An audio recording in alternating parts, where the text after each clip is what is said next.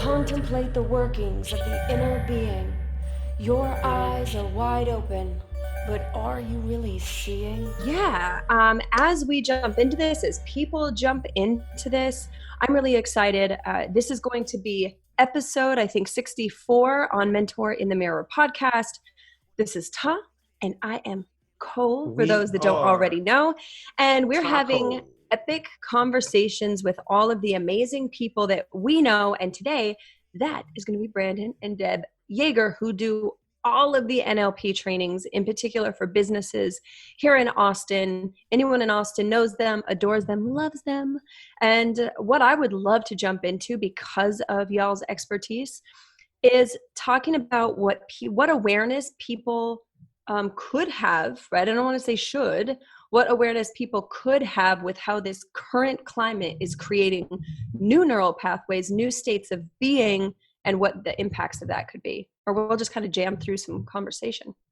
Yeah. Awesome. Thank you so much for having us on. We're so honored, and we're excited to dig right in. Absolutely. Thank you. So with the first thing that comes to mind is one of the things that we talk about in our hypnosis training and NLP. A lot of the body of knowledge is from modeling hypnosis. And we know from hypnosis and language patterns that put you into trance, the TV is probably the biggest hypnotherapist out there. Of known to all man. time. Seriously. And you go into trance within less than 15 seconds of putting it on. So what that does is it bypasses what we call the critical faculty, which is the part of you that discerns between reality and fiction. And basically, it goes directly into the unconscious mind. So a lot of the work that we do in events like this, or just in general with humans, is we unprogram the unconscious mind a lot of times from belief systems that were installed by TV programs that they watched as a kid. So if you can imagine now, people glued to the TV every single day, whether the information is real or not real, it's getting installed at the unconscious mind. And so all that fear stuff that's getting programmed right now in our society is going directly into the unconscious mind. And then people will have the effect of having more anxiety showing up in their life and their body. So for our listeners and our viewers who don't know what NLP is, could you give a brief rundown of what NLP is and what it means? Absolutely. What is NLP? So N stands for neuro, like how we process information through our neurology and our sensory base. And then L stands for language, linguistics, internal language, and as well as the external communication that we use, verbal and nonverbal. And then programming stands for how to reprogram yourself and the patterns and programs that we run consciously and unconsciously. So neuro-linguistic programming. Yes. Right. And this runs right along with what we do. And if you look at my Facebook page, it says that we are all brainwashed. I now wash my own brain, and I show you how to do your own brain laundry. So this NLP thing, I've been watching NLP practitioners, and I've been watching you guys and what you do, and I'm so grateful for what you do, and that I'm not the only person helping people to rewash and do their own laundry. So thank you. Absolutely. Amen, brother. 100%. I love how you put it too, washing and do your own laundry. It's awesome. Because the body of your work that you're doing, as well as the work we're doing, is where you can really go back and look at these belief systems and the patterns and the paradigms that you're running at the unconscious level, and then having a choice. Is this what I want, or is this something that has been passed down through generations of people, or passed through religion or social programming? So it's really having choice of what you want to believe and how you want to show up. Well, shadow too. Right? Yeah. Which is expand on that a little bit, especially now. I feel like people can't escape themselves. So the relationship you didn't want to be in, now it's a 24/7 relationship that you didn't want to be in. So expand a little bit more on what this could be drawing up in people from y'all's perspective, Brandon. It's definitely like what you don't know, so the unconscious, what we're not aware of, and what first of all, we have to seek something that's deeper within. And I think there's a lot of us that, that our environment right now, especially, it's just triggering the hell out of us. Some of us, not all of us. And it's definitely, it's causing some things to come up. And so, I look at that as a lot of unconscious, repressed material, repressed stuff And that's the stuff that is the gold. That's the stuff to learn from. You can say shit, because right now I think that it's shit. Shit. Yeah. Perfect. I like stuff. Yeah, I get you. This podcast is about allowing people to be free, so be you. I like stuff too. So if you like stuff, I like stuff too. Shane, keep the stuff if you like the stuff. Shane, put the stuff in your face, Shane. I'm just gonna ease. I like my F-bombs too. Don't worry, there'll be plenty of plenty of cuss words. You know that. Yeah, we love the acquired F-bomb here and there. Yeah. Strategically placed. Strategically placed. Yeah. 100%. You know, so for someone listening right now, what do you think they could be doing in, like, let's say now that they're becoming consciously aware, or at least aware of some of the things they didn't know? Do you have a tool or something that you think that everyone could utilize, like currently, to take a step back and assess where they currently are? Yeah, absolutely. I mean, whenever you're triggered, so we believe that stuff that triggers you is not necessarily a bad thing. It's actually a gift and it's opportunity for growth and to become more conscious. And so we say we have grumpy projections. By the way, projections are anything that's outside of you in your movie and how things are showing up in your environment. And so we have grumpy ones that show up the way that you don't necessarily enjoy, or you have positive ones. The positive ones from the shadow aspect are stuff that you are consciously working on and aware of. The ones that show up grumpy, there's always something to learn about yourself. And so when we have this environmental, universal, whatever you want to call it, chaos, it's a perfect opportunity for you to look in and lean into those triggers to figure out really where it's coming from. Is this a fear that you've had that is getting triggered from something, growing up as a child? Or is it something that's environmental? Is it something that's triggering a boundary for you? Maybe it's something that's showing you, maybe you have a pattern of being addicted to fear. So there's all different ways of looking at it from all different angles. And at the end of the day, it's going to allow you to be a stronger human being and actually tap into, once you free yourself from all that, then you can actually tap into your creativity of what you're born to be doing.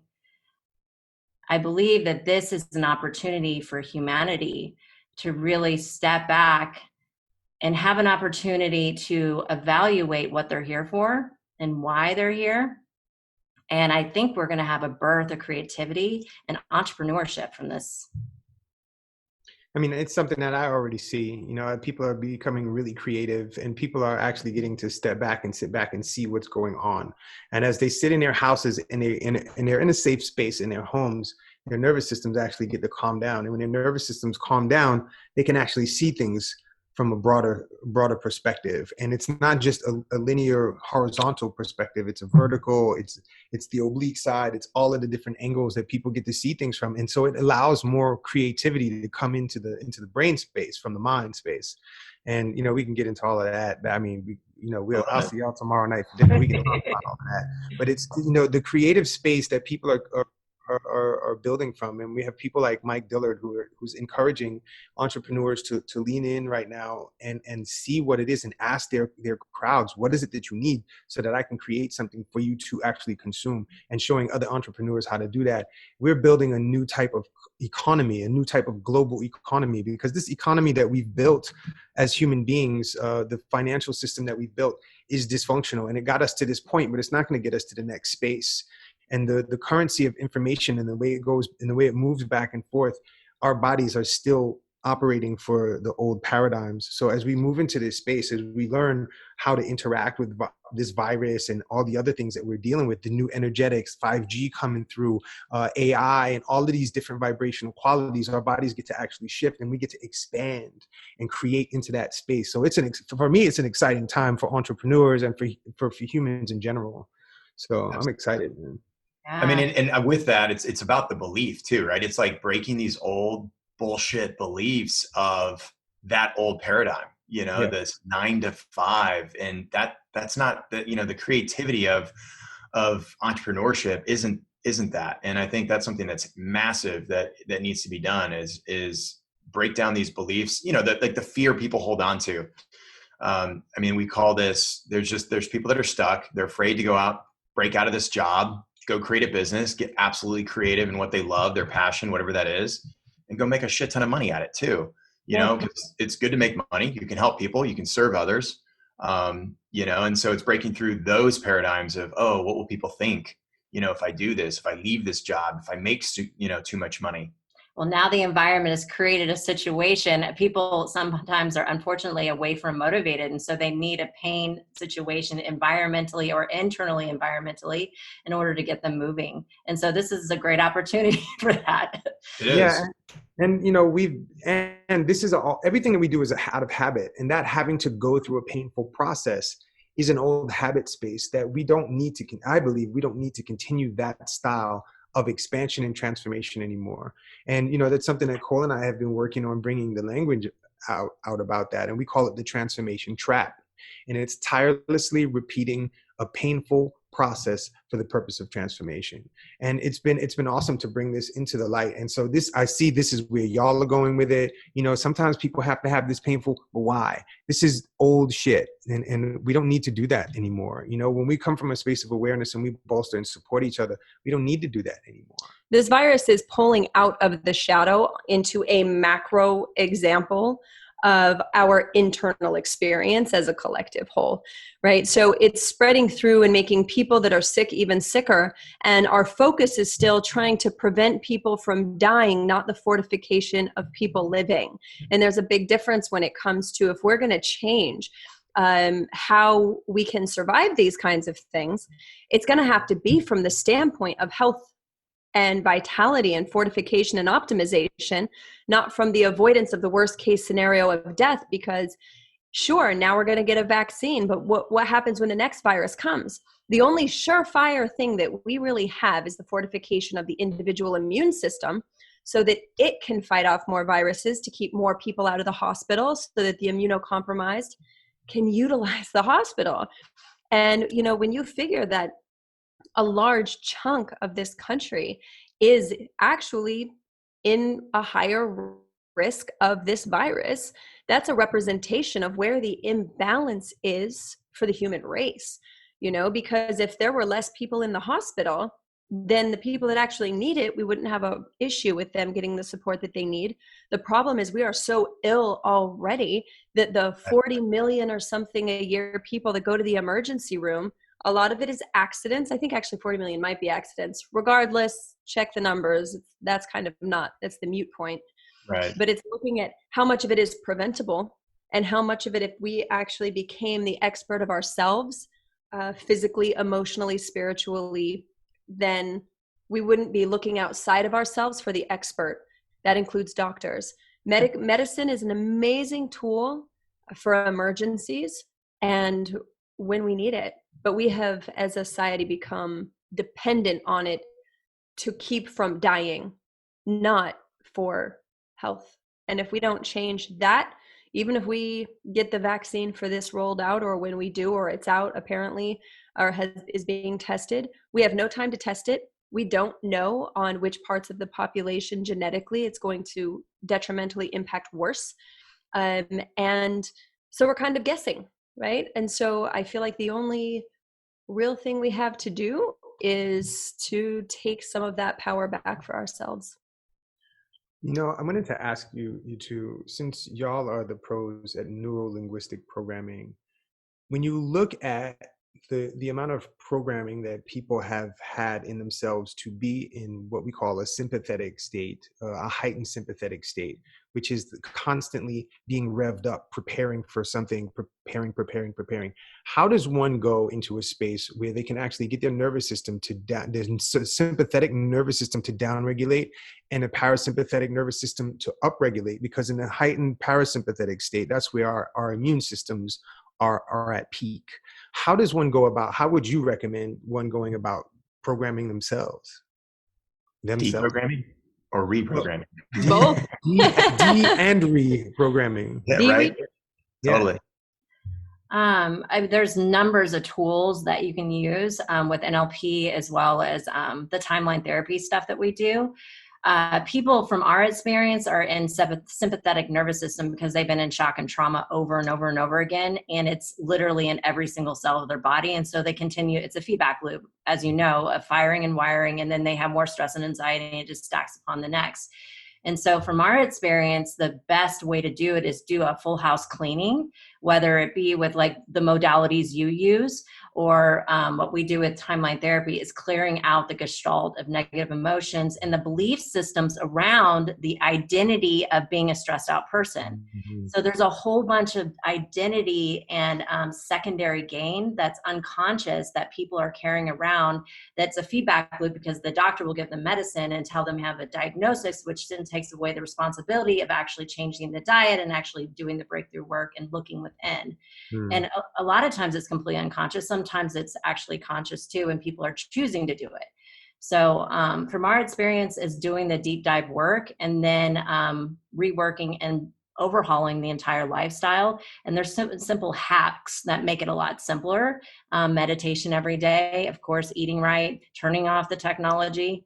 I think right now that you got to take a step back and like challenge beliefs. Like you have to really like filter the information that's coming in. That's what I'm telling people is like, are you okay with that same belief, you know, and just, are you going to challenge the old way of thinking, you know? And I think first someone has to get sick and tired of being sick and tired. Sometimes.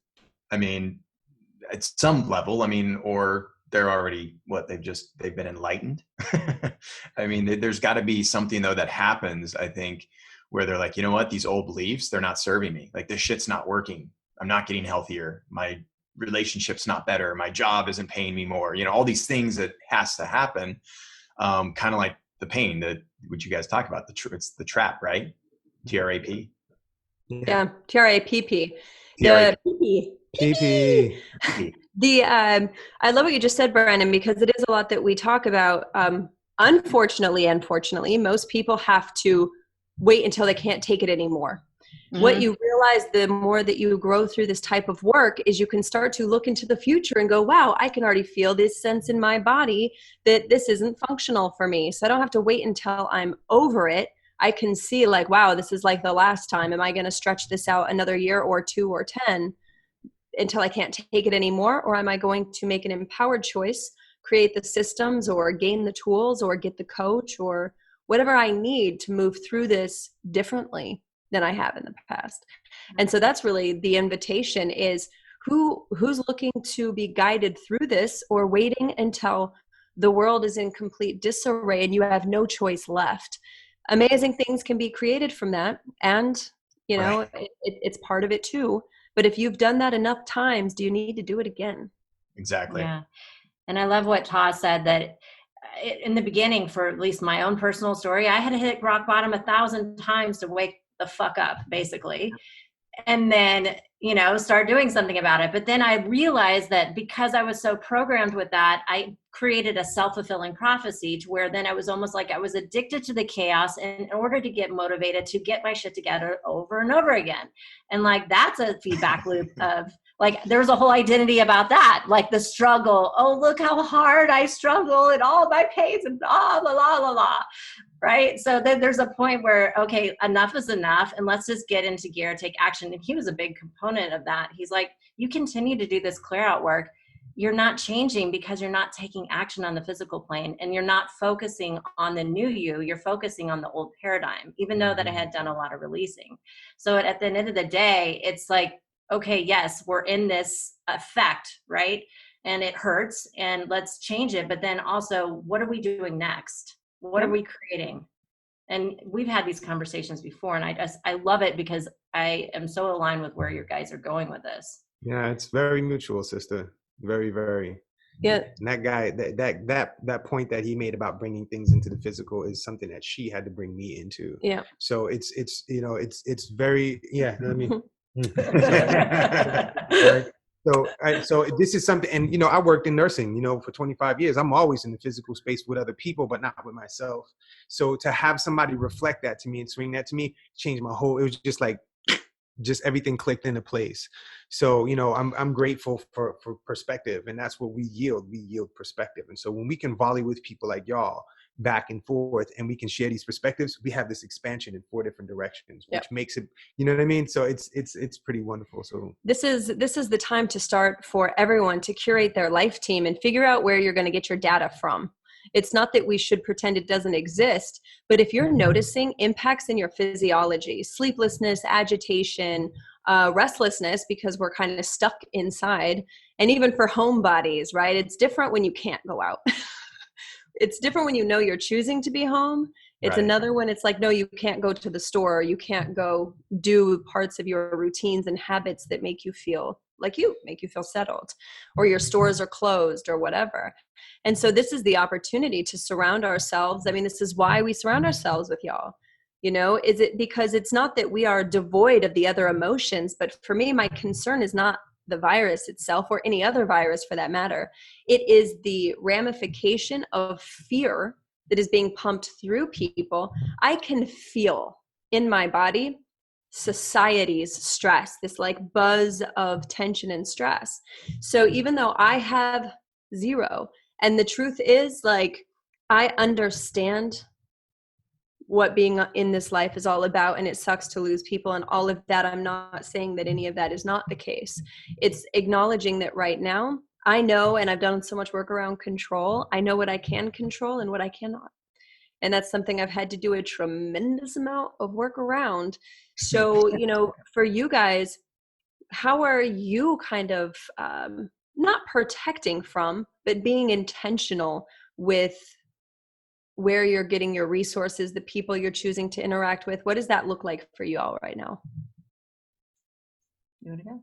I mean, definitely putting a filter on. That's one thing we've been talking to a lot of people about, is like filter the information coming in, like be very careful about where the data comes from, and just be like, just challenge the questions of, you know, okay, you know, for what purpose? How specifically could that be? And just really challenging just mainstream media, because talking heads are talking heads, but it's like, it's just, you got to really just challenge the information you get. I think some people just instantly grab a piece of information from Facebook or wherever, social media, and they're just like, yep, now it's a belief. Now it's law in my universe. And so that's one thing, is limit that amount of information, as I think we're getting away from so much of our own intuition, our own inner trust of like what we need to do and the decisions we need to make. I mean, the panic is just fucking unreal. We went to Costco like, I don't know, a week and a half ago, and you could just feel the tension. You just feel it. It was just crazy. It was weird. It wasn't that normal, like, you know, weekend people are talking to each other and there's always a little bit of friendliness going on. It's just a weird fear, panic setting in. And so, you know, that tells, I mean, exactly that. I felt it too. I mean, you could literally feel it. So one thing is filtering the information, limiting the amount of information, because it is so crazy right now. And just the people.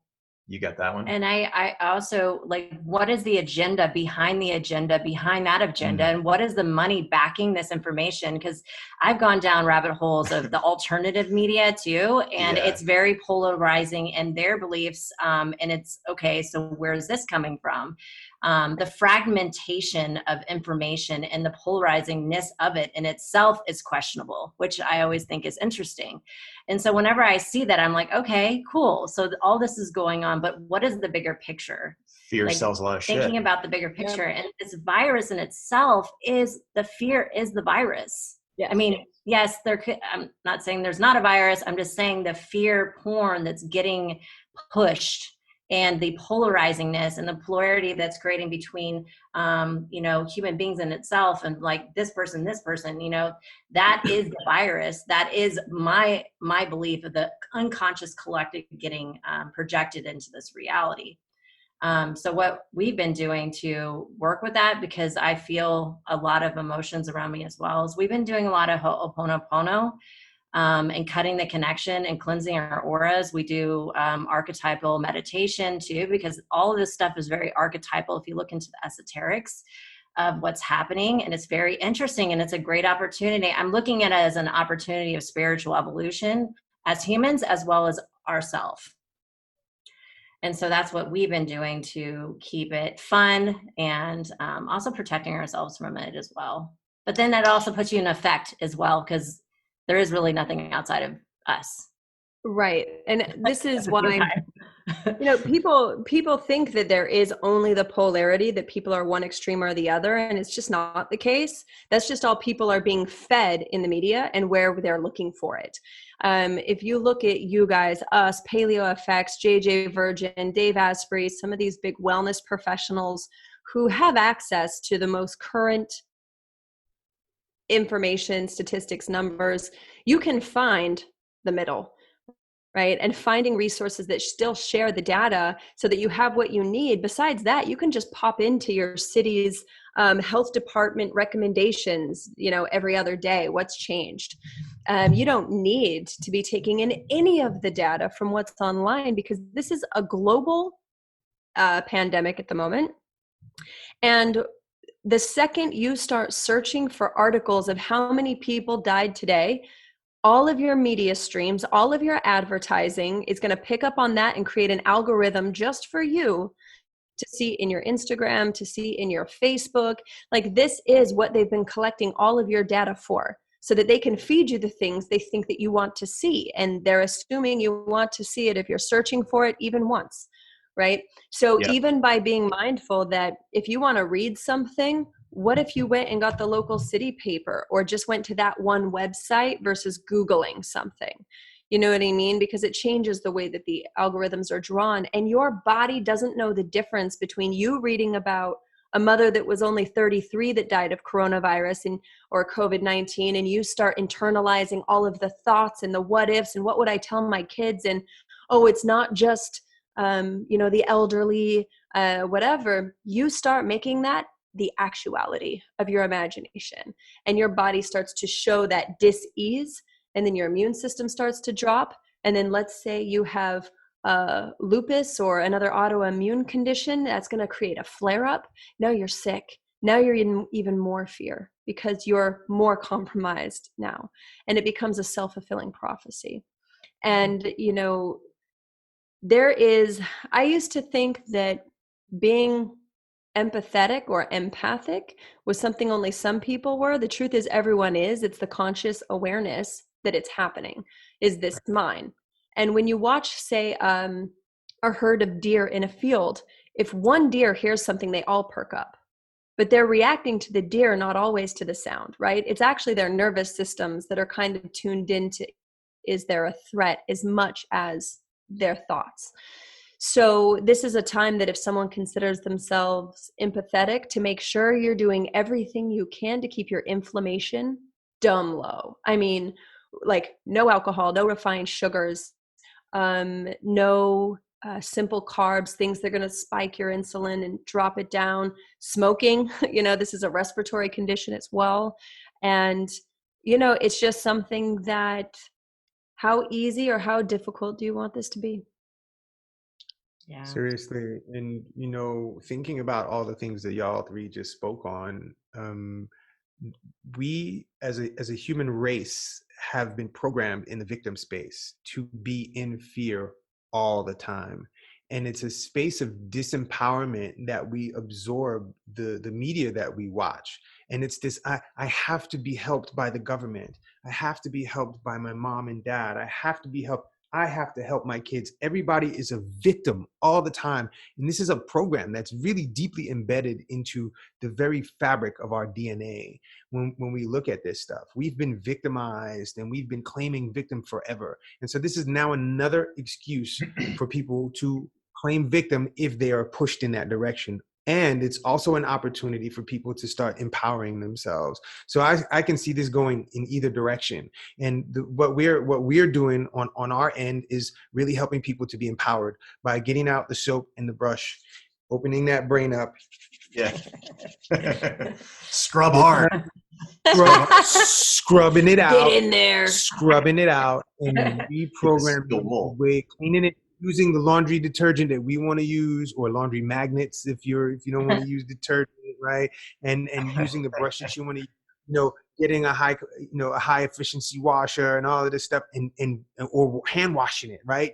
Do it yourself and get in there and empower yourself, empower your mind, empower your brain, and create a new habit around that. People have been habitual about, okay, well, the news says so, and this guy's in authority, so, and this person's in this seat, so I give them all my power.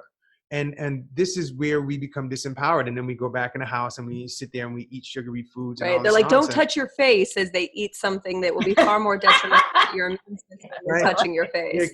get this can of chunky soup with 5,000 preservatives and all these other poisons. Yeah. Touch your face. Let Don't me touch just your face, let me though. polish off this bottle of wine. Yeah, don't And touch. it's not that it's something bad or wrong. It's merely understanding how the body works. And we have the opportunity to really attune ourselves to what is my body trying to tell me. Yeah. Absolutely. Yeah. And 100%. yeah, absolutely, man. And you know, we have been talking about this for the past couple of days. Is the human physiology, the spaceship that we walk around in, whatever you want to call it, meat suit, whatever. It is where viruses come in, and when the environment is right for a virus to replicate, it will replicate, right? When the environment for information is right to replicate, it will replicate, right? Virus is information. Oh shit, same difference, right? Same thing. Viruses have information. They know how to get into your cells, take their information, implant it in your DNA, right? So your DNA starts to replicate the virus. And it's the same thing with information. When we put the information in, if the environment is ripe for the information to replicate, it will replicate. And then when we go, oh, Cole, this person said this and blah, blah, blah. And Cole goes, oh, Brandon, this person said this and Todd told me. And then it spreads. So do you see what I'm saying? You see the parallels here? So when we get into the programming of how we're doing, is the environment ripe? Right? Is the environment around us ripe for the replication of information and the replication of disease? And when it's not, when we are enhanced, when we are in a space of evolving to where we are resilient to all things and we can consider all things, the threat of it overwhelming us is not so heavy. Agreed. And a meme, I mean, technically, a meme is a virus that has been populated through programmed, and propagated all through. And we know that, so the German New Medicine is one of the things that we share in the mastery level courses. And it basically is talking about your body as a biological machine. And there is certain symptomology that you have during the healing phase. And so a lot of people misunderstand that having a sore throat or a runny nose or having a cough is a negative thing. From a German New Med, you're actually in the parasympathetic nervous system. When you have the fever, that means that you're at the healing crisis. You're halfway through. Right. And so people, because we're in shock, and it's because we're shocked from our environment, or it could be an internal thing, something happens and then we create symptomology in the body, and then we're like, oh my gosh, it's the corona. But it's just your body's way of adapting and healing actually from the shock or trauma that you've gone through. And because I didn't sleep for 3 days, just because I was processing some information about 5 days ago. I had a sore throat. I got a fever for a little bit. The whole time though, I'm like, I'm totally healthy. This is my body healing right here, right now. And I'm fine. I'm sure there's a lot of people that are freaking out because they had a sniffle or their cough. Even when I was out still at, networking events, every time that I felt a tickle in my throat, I was like, I'm embarrassed to cough. I was in conflict of coughing in front of people because I didn't want them to think that I was sick. And then I'm like, am I sick? And so I started to second guess myself. It's just, that's a virus in itself. Yeah. And when none of us are free from that space. We all have that. That comes from the shame device. If I cough, something's wrong with me, and it might hurt this person, so I'm a threat to this person's thoughts around being sick. So I'm just going to choke on this spit, damn it. So I'll do it by myself. I like. Just get on here and start hacking It's away. it's like you go outside to fart or something. You have to go outside to cough now. Yeah. Oh, we saw a meme the other day that said, I used to cough to cover up a fart, and now I fart to cover up my cough. Seriously. That's awesome. I didn't see that one. But it's true, like just when this was announced, like how much symptomology was already created just by the sheer announcement of, oh my gosh, this is going to spread. Like then everybody's like, all of a sudden, if you look hard enough, you'll find symptomology pretty much everywhere in someone. Mm-hmm. I mean, if that's what you're focused on. We're healing. We're emotional beings, and we're healing stuff all the time.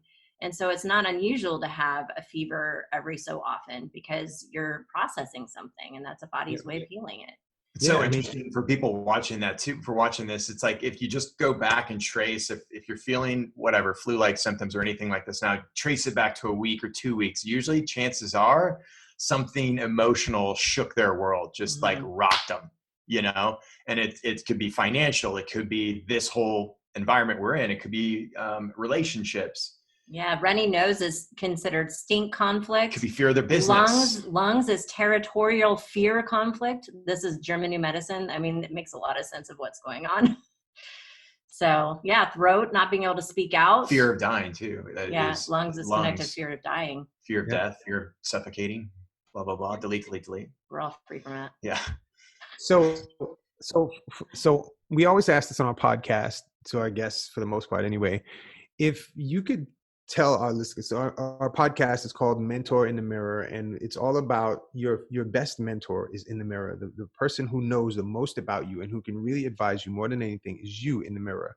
Your body can tell you who to go to, who to lean into, and that type of stuff. What would you recommend that in this time of questionable existence on our planet, of opportunity, and that's questionable existence is opportunity as well. What would you suggest that our listeners and watchers say to themselves in the mirror? One from both of you. In the mirror? Yeah, in the mirror. Or to themselves. Themselves in the mirror. Well, I'd say probably the greatest thing that so many entrepreneurs in the space of entrepreneurship that they struggle with is fear. And it's like, if it's taking this kind of environment, this virus, to create this kind of fear, it's like, it's time to let this shit go. Like, fear is going to hold us back in our business. It's going to hold us back in sales, in finding and creating the partner that we really want, that ideal relationship. I mean, the biggest thing that I continue to see fear kill and destroy more dreams than any virus ever will is fear. And it's like, for me, it just break through that shit. Go after it. Don't give a shit what other people think. Just go do it. And I mean, there's a process to that. And there's sometimes it's just like sheer will. Do it. I can get it done. What would you say to look in the mirror to help that? Take action. Like, take fucking action. I mean, I like it. It fits on a nice little plaque. Put that on a post-it note. What about you, Take Deb? fucking action. I'm more the inspired action type. If I were to look in the mirror and going through right now, I would tell myself, so one of the mantras we say when we do inductions is your body has a perfect blueprint of health and healing that exists within the unconscious mind. And your body's totally healthy and totally whole. I believe that right now we're very conflicted in our society. And so the more wholeness and integration we can do, the more healthiness and the more inspired action that gets results you'll get. Because you're not fighting with yourself. So you're totally healthy, totally whole. I don't know. I say I am God. Yes, you are. Yeah. God, yeah. And I focus on love and gratitude. And then whatever mantra that you're working on, if there's something that you're working on, then choose that and then say it over and over and look into your eyes while you're saying it. For some people, it's just plainly saying, I am enough. That was a mantra I had for a long time. I'm enough no matter what I'm doing right now. Again, a lot of people get tied to self-identity through action and what they're producing. And it's very important for us to know that even if you're not doing anything, that you're worthy and that you are good enough and you are lovable. In this Sometimes time. the doing of nothing is exactly what you needed in that moment. Mm-hmm. Yeah. Yes. Thank you. Yeah. it's good. I like that. I like yours too. Mine's a little bit more like chunked up, Fucking big picture. Brandon's a sledgehammer. So can you tell everybody where to find you on the interwebs? Where can they find us? On yagertraining.com. We have So yagertraining.com. We have a Facebook group. It's called Mastering Sales for Coaches and Entrepreneurs. It's not just about sales. We've turned sales and NLP into a lifestyle, a way of living. One of the most spiritual journeys I've had so far is being an entrepreneur and learning how to sell. it was definitely a learning curve. And so we've turned it into a lifestyle, and we do a lot of free content in there, fun stuff of really living your best self. And then on our YouTube channel too, Yager Trading. Yeah. Selling yourself on new ideas Yeah. of a better life and selling others on that life. Yeah. Enrolling people in a different mission for this planet. Yeah. Yeah. And for those who are listening on the podcast and not watching on Facebook, these are good looking people. If you nothing but just look at them on their videos, You'll change. They are good looking people. So yeah, so thank you so much for joining us and for chatting with us on this and rendering some perspective that people may not have. We are all about expanding perspective and getting people from different spaces of business, different spaces in life, different races, different ethnicities to come on here and really talk about what they're experiencing, so that we can all see that the things that we're dealing with are very similar from every walk of life. And no matter what your vocation is, no matter what your location is, no matter where you are, who you are, what your gender is, what your race is, your ethnicity, what your religious background is, we all share some very, very basic human principles and needs and the drive for connection and wellness. So thank y'all so much for joining us. Thank you. Thank you, We guys. love you. And you guys you're just looking at the mirror because you're fucking amazing looking. Very hot. You're a pretty sexy couple. Yes, too. you are. Especially when I shaved my head, then we looked pretty close, and that was starting to look a little weird. Your head was At so least now beautiful. we have You're one of those few women that can pull that off so beautifully. Yeah. See, but going along with thought, if something does something exist before you imagine it, right? Before it happens. So I actually spent time visualizing that what my head would look like. Because I was like, if no one's seen my shaved head, then what head exists outside of what is, unless I create it in the now? I did this whole thing. The thing that's crazy, legit. The thing that's crazy is it turned out exactly as I imagined. And it was one of those, I don't know if I believe that woo-woo shit, but I'll take it because my head totally worked for a shaved head. It did. And it still does. It still does. I rub it all the time. Rub it. I'm not going to rub it down. Right. I'll get beat up. All right. So any final words for the people, y'all?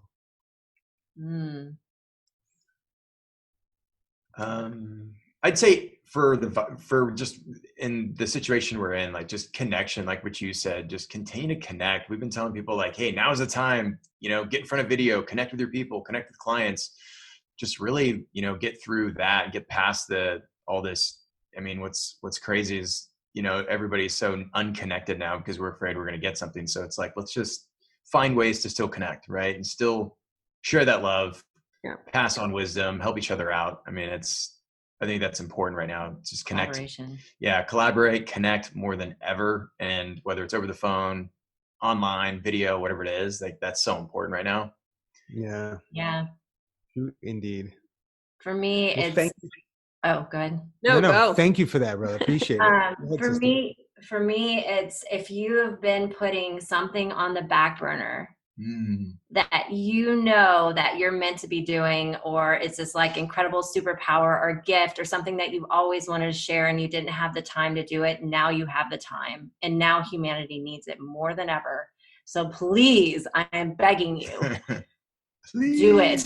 Take inspired action. Let go of whatever's getting in the way of it. You are beautiful. You are worthy. You can do it. The world needs your message now. Mic drop. That's the mic drop sound. It is. All right. All right, we're going to say goodbye to the Facebook stream for now. This episode's going to come out later tonight. It'll be available on all the podcast locations tomorrow. We're doing interviews almost every day, right? We're going to bring these conversations, different perspectives. As we always say, we are not gurus. We have experience. We know a lot of amazing people, but the only thing we are masters of is our own perspective. And we're happy to share that as you watching, if you're watching on video, as you curate, craft, collaborate, deconstruct, reconstruct that version of you and become the master of you. We'd love to hear your perspective. So if you ever don't agree, share, because I don't need to agree if you agree or don't agree. So as always, share this episode with a friend. You know, fear spreads much faster, right? And what we're looking for is to bring more into the conversation than only fear. We're not saying fear doesn't exist. We're saying let's bring the and. And with that, rate, review, subscribe, share with a friend. We love you. I'm Ta. I'm Cole. We are Ta Cole. This is Mentor in the Mirror. Be free. free. All right, we are off of Facebook.